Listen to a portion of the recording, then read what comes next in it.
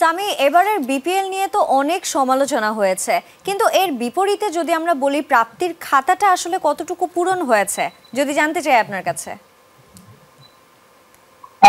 আমার কাছে ব্যক্তিগতভাবে যে বিষয়টা মনে হয় যে এই বিপিএল এ মাঠের ক্রিকেটের কম্পিটিটিভনেস এর জায়গাটা যদি আপনি চিন্তা করেন তাহলে তানজিদ হাসান তামিম বেশ ভালো ফ্লারিশ তার হয়েছে। তার বেশ কিছু দুর্বলতার জায়গা ছিল, সেই দুর্বলতার জায়গা থেকে আপনি তাকে দেখেছেন এই টুর্নামেন্টে ডমিনেটলি ব্যাটিং করতে। একটা সিজনে ম্যাক্সিমাম নাম্বার অফ সিক্সেস তিনি মেরেছেন, সবচেয়ে বেশি সংখ্যক ছয়ের রেকর্ডটা এই মুহূর্তে তার আছে। তাসকিন আহমেদের বোলিং মোমেন্টামটা ক্যারি অন করা মাঠের ক্রিকেটের দৃষ্টিকোণ থেকে এটা একটা অত্যন্ত গুরুত্বপূর্ণ ব্যাপার। মাহিদুল অঙ্কনকে অ্যাজ আ ফিনিশার রোল আমরা বেশ ভালো মতো দেখতে পেয়েছি। আলিফ আল ইসলামকে আরেকটু ধারালো ভাবে আরেকটু পরিশীলিত ভাবে দেখার সুযোগ পেয়েছি।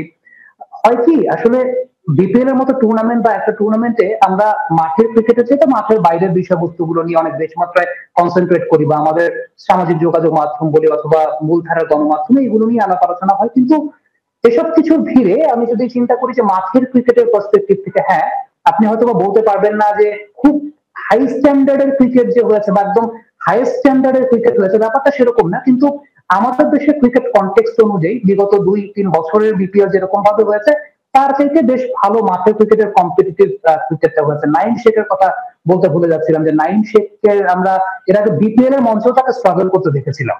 তার একটা ফ্লারিশমেন্ট আমরা দেখতে পেয়েছি। খালেদ আহমেদকে নতুন করে সাদা বলের ক্রিকেটে হয়তো বা নির্বাচকরা এখন বিবেচনা করবেন, এই জায়গাটা আমার কাছে মনে হয় যে একটা ইম্প্যাক্টফুল ব্যাপার। সবকিছু মিলিয়ে মাঠের বাইরের ম্যাচ ফিক্সিং ইস্যু নিয়ে কথা হয়েছে, প্লেয়ার্স পেমেন্ট ইস্যু নিয়ে অনেক কথা হয়েছে। ব্যক্তিগত একটা তথ্য আপনাকে আমি আসলে দেই সঞ্জনা, যেহেতু জিজ্ঞেসই করলেন।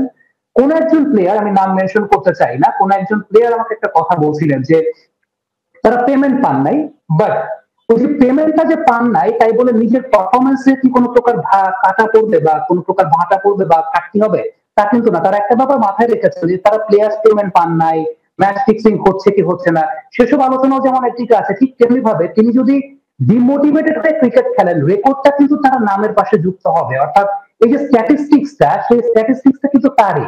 স্ট্যাটিস্টিক্সে লেখা থাকবে না যে ওই প্লেয়ার পেমেন্ট পান নাই দেখে তার ওই দিন মন খারাপ ছিল তাই তিনি 4 ওভারে 40 রান দিয়েছেন।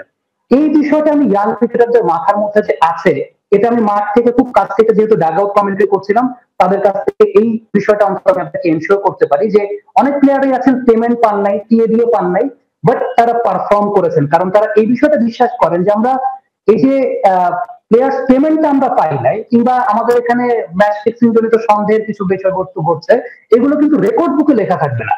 রেকর্ড বুকে লেখা থাকবে ওই বোলারটা 4 ওভার বল করে 40 রান দিয়ে কোনো উইকেট পান নাই। তার মানে আগামী 1 বছর পর যখন তাকে আরেকটা দল নিতে চাইবে তার দলে, তখন কিন্তু তারা এই রেকর্ডটা দেবে যাচ্ছে ওই বোলার তো চলে না, ওই বোলার তো 4 ওভারে 40 রান দিয়েছে। তারা কিন্তু এটা বিবেচনা করবে না যে ওই বোলারটা যে মন খারাপ ছিল কারণ তাকে পেমেন্ট দেওয়া হয়নি।